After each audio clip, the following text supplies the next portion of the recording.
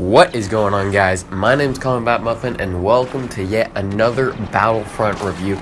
This time we're doing something a little bit different. Not a star card, not a weapon comparison, not a weapon either. It's actually my first loadout review, and I'm doing a loadout that I hinted to in a past video. It was my Barrage star card review video. I hinted to this loadout, and it's for a specific map on a specific place, so let's jump right into it. Now, just a little disclaimer before we start with the video. This loadout works for me, so that doesn't mean it has to work for you. Do not take it as the gospel truth that you need to use this loadout in order to be good on this map. I just discovered this loadout and it worked for me, so I've been using it ever since. It doesn't have to work for you, but after seeing this video, hey, you might want to try it out and you might find that it actually works for you. So just to recap, this loadout doesn't have to work for you. It's just my personal opinion that it works for me, and you might want to try it out. So the map that this loadout is exclusive for is the Carbon Freezing Chambers map of the Bespin DLC. It doesn't mean that this loadout only works on that map, but that map is probably the best place to use this loadout. This loadout doesn't really work on the larger maps. This is really good for that close quarters kind of map, such as the Carbon Freezing Chambers. Now, my opinion of this map has gone up and down. When it first came out in the Bespin DLC, I was really confused as to what was really happening at any time during the battle. Then once I learned about it a little bit more, I began to dislike this map because traditional Battlefront strategies, like jump pack and back to bomb, they worked, but not very well on this map since it was very close quarters and not very group oriented. But then lately, since I discovered this loadout that works for me, I've really began to like it again.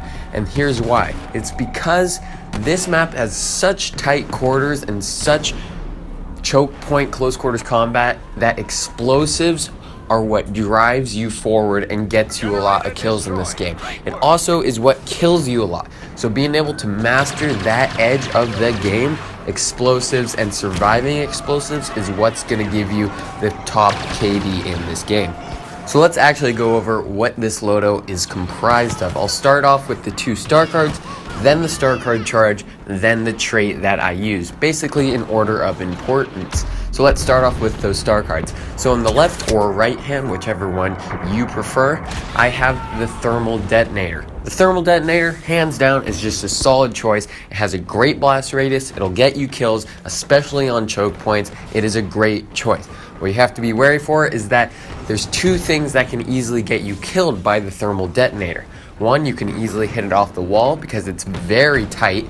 The walls are very tight. You could easily hit it off a wall and right at your feet. And in addition, when there's a bunch of your teammates trying to squeeze through a corridor, you could easily hit it off one of your teammates, which will also result in you getting killed. So just something that you're going to have to worry about. So that was the Thermal Detonator. Now, in the other star card slot, I have the Barrage, and I actually talked about this a little bit in my Barrage star card video, which you can go ahead and check out on the channel. The reason why I like the Barrage on this map and not something a little bit more traditional like a Dioxis grenade or an impact grenade is because not exactly the blast radius or the killing potential of the Barrage, but actually the way that it fires its projectiles and the trajectory of those projectiles. As you may have noticed, the Carbon Freezing Chambers has a lot of long distance corridors, and it makes it somewhat difficult to throw a grenade all the way down and at your opponent's feet. Fortunately though, the Barrage has very interesting flight mechanics for the grenade.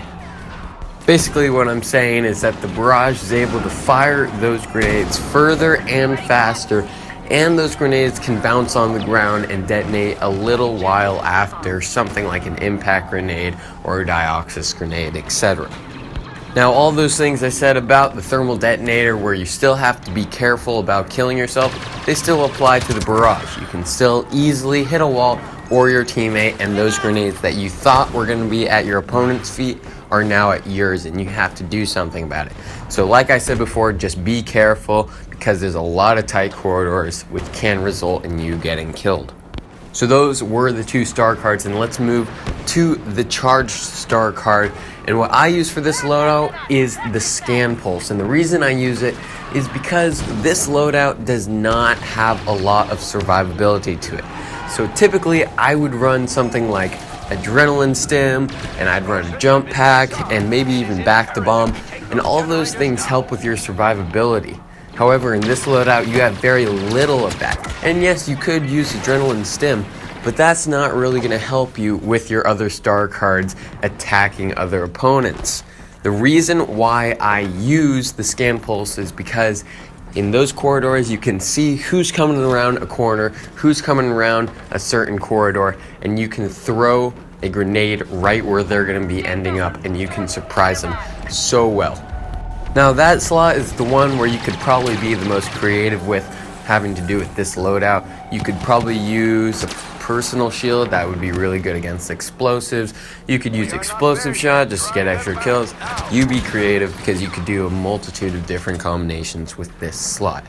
Now let's move over to what the trait is, and this is actually probably the most important part of this loadout, and it's the Bodyguard trait. And the reason I have the Bodyguard trait here is because I know that there will be tons of explosives going back and forth between me and the enemies.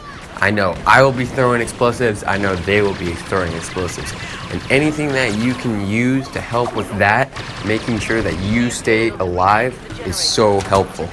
Having that constant 25% explosive damage resistance is always helpful, no matter the situation. You will be able to survive impact grenades, you'll be able to survive some thermal detonators. You won't be able to survive thermal imploders just yet. But once you get to that 50%, you can start surviving thermal imploders on the outer radius of the blast radius. And then at tier 3, when you get blaster damage resistance on top of that, that's always appreciated, and you'll be able to get so many kills. And like I said before, not only will you be able to survive other people's detonations, you will also be able to survive your own. Because I don't know if it's just me, if I suck with grenades, but I find a way to kill myself many times, especially on this map because it's so tight in close quarters.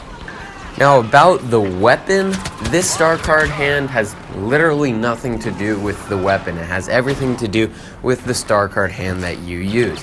So you go ahead and choose whichever weapon suits you. It could be an EE4. EE4 works great on this map. DLT-19 is also a great choice. RT-97C, another great choice.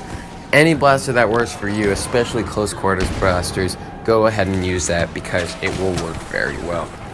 And that just about does it for today's video. Be sure in the comments below to tell me what you think about this loadout, whether you might try it or not, or if you even already tried it. Or put in the comments below if you use a different loadout for the Carbon Freezing Chambers map. I really want to hear that because I might want to try out your Carbon Freezing Chambers loadout because it might be different or better or worse, and I want to find out. Like and subscribe always as always. My name's been Combat Muffin, and I'll see you all on the other side.